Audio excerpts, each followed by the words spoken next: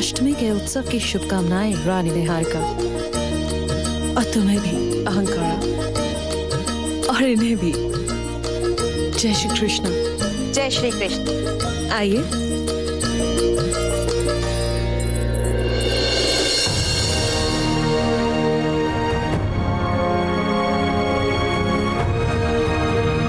क्यों सम्राट, मंथन के लिए तैयार है?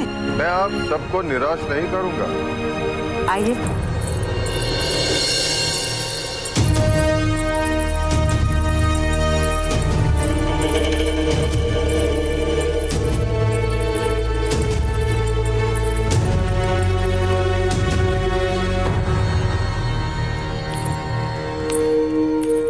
जन्माष्टमी उत्सव की हार्दिक शुभकामनाएं सम्राट।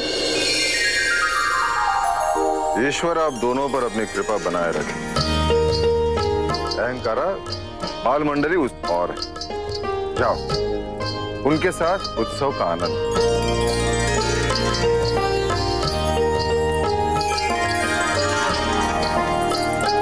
सम्राट को हमारी ओर से जन्माष्टमी उत्सव की शुभकामनाएं।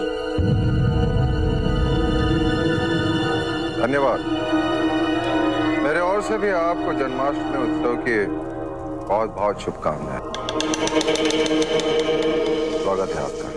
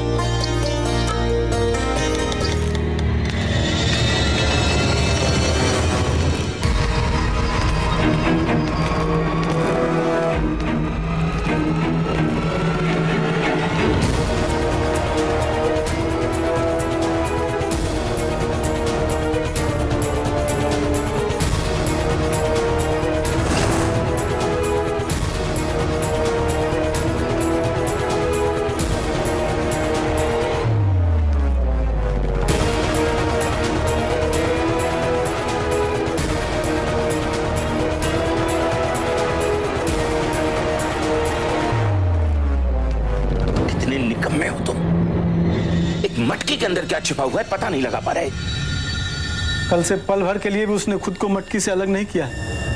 बहाने मत बनाओ। अरे अशोक, तुम्हें जन्माष्टमी उत्सव की ढेर सारी शुभकामनाएं। आपको भी। इस कलश में क्या है? वो जन्माष्टमी उत्सव की हार्दिक शुभकामनाएं और बधाई। तुम्हें भी शुभकामनाएं। यदि आप व्यस्त न हो तो आपको कुछ दिखाना चाहता हूं।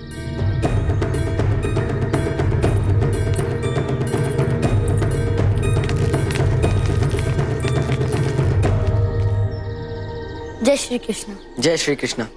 जन्माष्टमी उत्सव की शुभकामनाएं स्वीकार करें राजकुमार। चलिए, पूजा आरंभ होने वाली है। दोनों चलिए मेरे साथ। चलिए।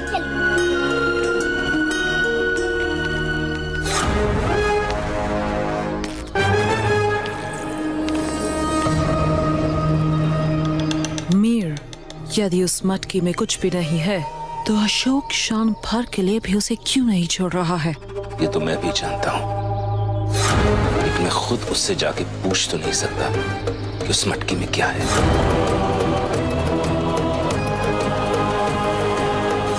सम्राट, आपने तो हम सभी को चकित कर दिया। हम तो कल्पना भी नहीं कर सकते थे कि बिना किसी सहायता के मंथन कर आप माखन निकालेंगे। लीलाधर कृष्ण को जब भी कोई लीला करानी होती है तो कोई ना कोई मार्ग अवश्य मिल जाता है।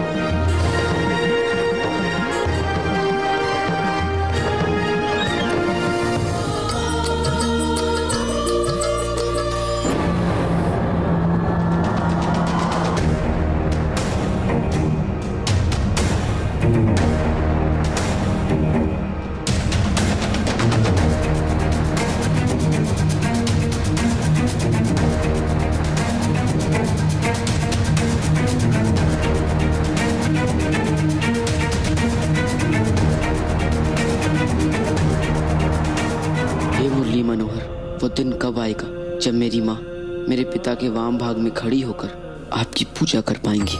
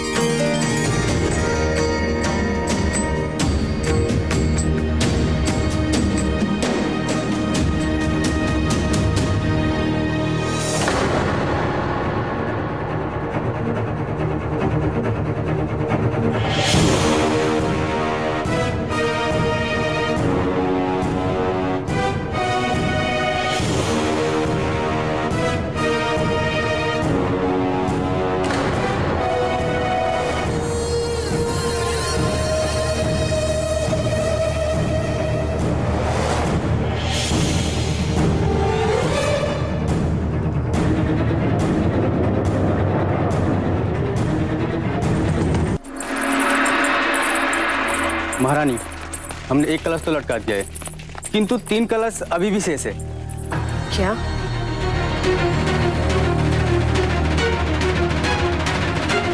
चौथा कलश ये कहाँ से आया?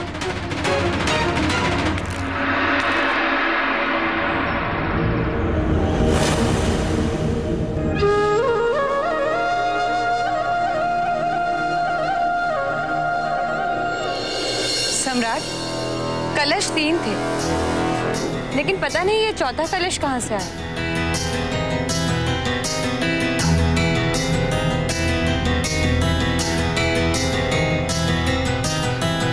पता नहीं हम इस पर इतना सोच विचार क्यों कर रहे हैं। इस चौथी मटकी को उतार देते हैं। नहीं नहीं महारानी, लगी हुई मटकी को उतारना अशुभ माना जाता है और अच्छा ही है। प्रतियोगिता और भी रोचक हो जाएगी। बल्कि मुझे संदेह हो रहा है कि ये चालाकी मेरे किसी पुत्र ने ही किया हो, ताकि आप तीनों भ्रमित हो जाए कि आपकी मटकी कौन सी। इसलिए इस बात को हम जितना कम महत्व देंगे, उतनी ही उनकी चाल व्यर्थ हो जाएगी। सम्राट बिल्कुल सही कह रहे हैं। इन चारों कलश को ऐसे ही रहने देते।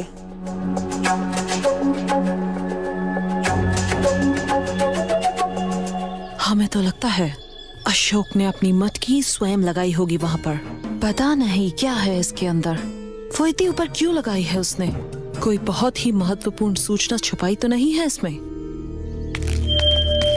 मटकी संजोग से ऊपर लगी है।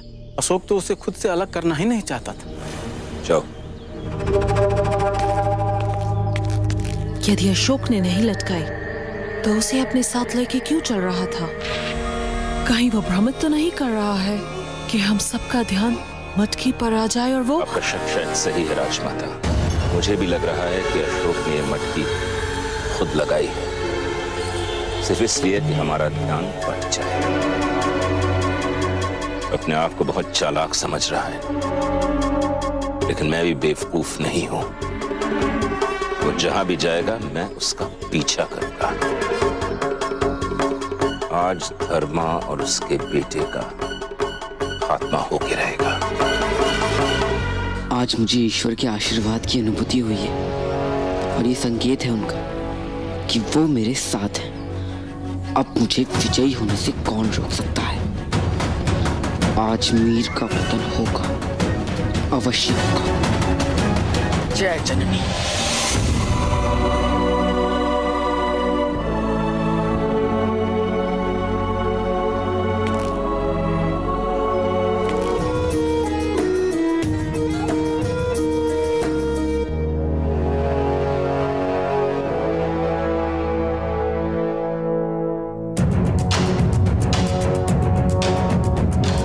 यामक, ये प्रतियोगिता तो रानियों के मध्य होकर रह गई, और इसीलिए मैं अपनी माँ के द्वारा इस माखन से भरे गए कलश को फोड़कर उन्हें विजयी बनाना चाहता हूँ, उन्हें गौरवान्वित करना चाहता हूँ। उनकी विजय में ही मेरी विजय निहित होगी और मैं भ्राता सुशील को जानता हूँ। वो स्वयं को श्रेष्ठ दिखाने के लिए ये अवसर चुकेंगे नहीं। साथियों, एक बात ध्यान से सुन लो। आज इस प्रतियोगिता में जान लगा देनी है तुम सबको, चाहे कुछ भी हो जाए। जिस कलश में मेरी मां ने माखन भरा है वो हमें सबसे पहले फोड़ना है। मैं अपनी मां को विजयी होते देखना चाहता हूं। किंतु हमें पता कैसे चलेगा चारों कलश में से कौन सा कलश महारानी का है? तुम इस बात के बारे में चिंता मत। तुम बस एक ऐसा शक्तिशाली मानव स्तंभ बनाओ जिस पर मैं शीघ्र चढ़ सकूं और शीर्ष तक पहुंच सकूं। जहां तक रहा प्रश्न कि हमारा कलश कौन सा होगा, तो जब तक 4 कलश ऊपर लटकाए जाएंगे तब तक मैं समझ जाऊंगा कि कौन सा कलश किसका है।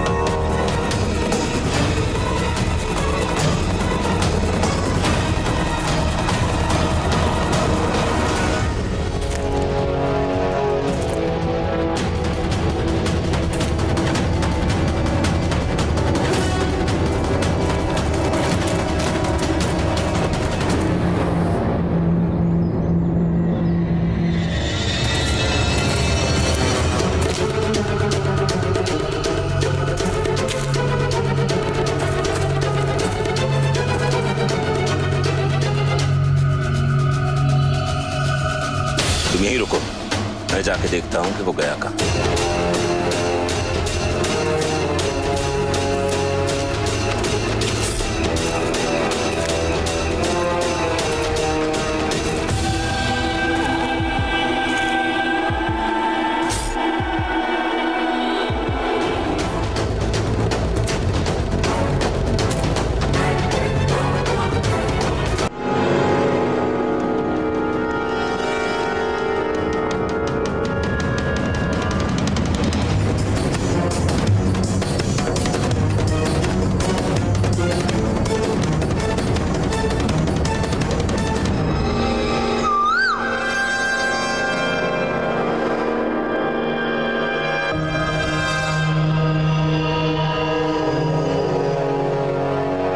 मुझे विश्वास था कि तुम लोग आओगे। तुम्हारा पत्र मिलते ही समझ गए थे कोई महत्वपूर्ण बात है। अच्छा, मैंने जो मंगवाया था सब मिल गया ना? ऐसा कभी नहीं हो सकता कि वनराज हमें कोई आदेश दे और हम उसका पालन भी ना करें। तो फिर मुझ पर प्रहार करो। देख क्या रहे हो? प्रहार करो मुझ पर। हमारे पास समय नहीं है। मारो मुझे शीघ्र। अरे देखो मत मुझे, मारो।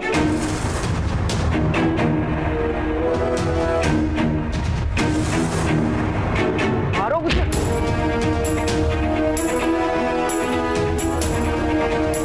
केवल इतना ही? मेरी अनुपस्थिति में तुम लोग दुर्बल हो गए। अरे मारो मुझे।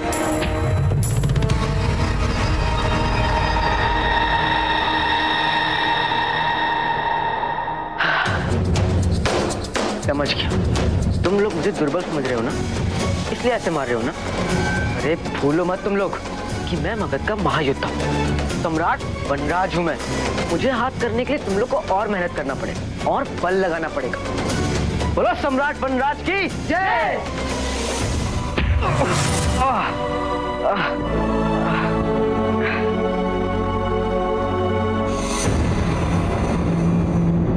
ये हुई ना बात।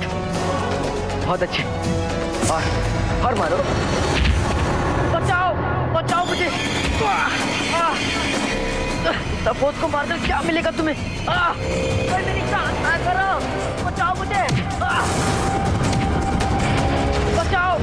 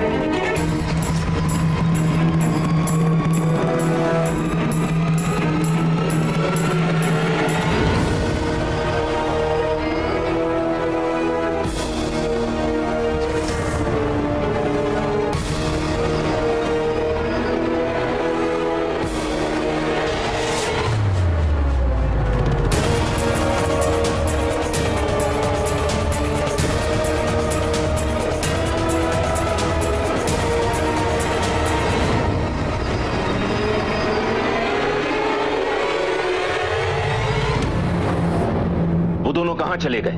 अच्छा, अब मैं समझा। उन्होंने मेरी ये दुर्गति आपके कारण की। मेरे कारण? क्या मतलब है तुम्हारा?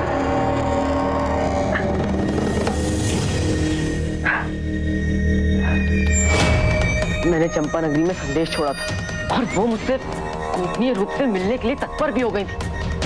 बस उनकी यही शर्त थी कि मैं इस संबंध में किसी से कुछ ना कहूं, यहाँ तक कि सम्राट से भी। और मैं ये सोचकर मैंने हाँ कह दी ताकि इससे कम मैं उनसे मिल तो सकूं और ये जान तो लूं कि उन्होंने सम्राट के साथ विश्वासघात क्यों किया। तो मेरे यहाँ पहुंचते ही उन्होंने मुझ पर आक्रमण किया। वही तो मैं पूछ रहा हूँ, क्यों?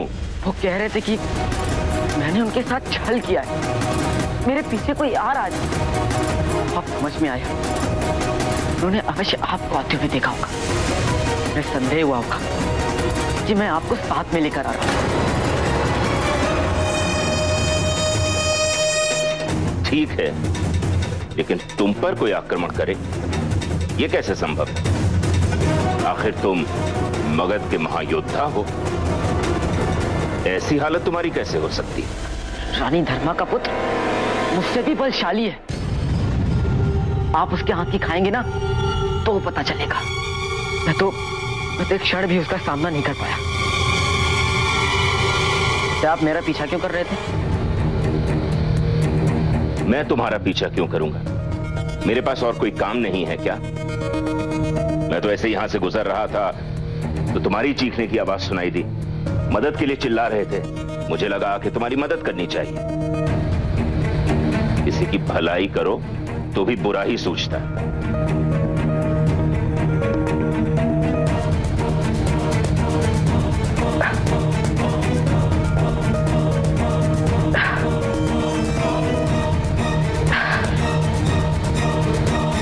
कहां जा रहे हो? सम्राट के पास। सम्राट के पास? क्यों? उन्हें बताने कि रानी धर्मा उनसे भेंट करना चाहती है और वो उस व्यक्ति का नाम बताना चाहती है, सम्राट, जिसने उन्हें 14 वर्ष पूर्व भस्म करने का प्रयास किया। अगर बिंदुसार को भनक भी लग गई कि मैंने ही धर्मा को मारने की कोशिश की थी, वो मेरा सर कटवा देगा। ये नहीं हो सकता, ये नहीं हो सकता। क्या हुआ? क्या नहीं हो सकता? सम्राट को तो सत्य अवगत होना ही चाहिए और मैं उन्हें जाकर बस। लगता है तुम्हें बहुत चोट लगी। हाँ? अब तुम यहां बैठो, बैठो बैठो, आओ आओ आओ आओ, बैठो, आराम से आराम से आराम से आराम से आराम से आराम से। अरे तुम्हारे तो खून निकल। आराम से। और कहाँ लगा? यहाँ? अरे यहाँ पे भी खून निकल रहा। आराम से। घबराओ नहीं, मैं पट्टी कर देता हूँ।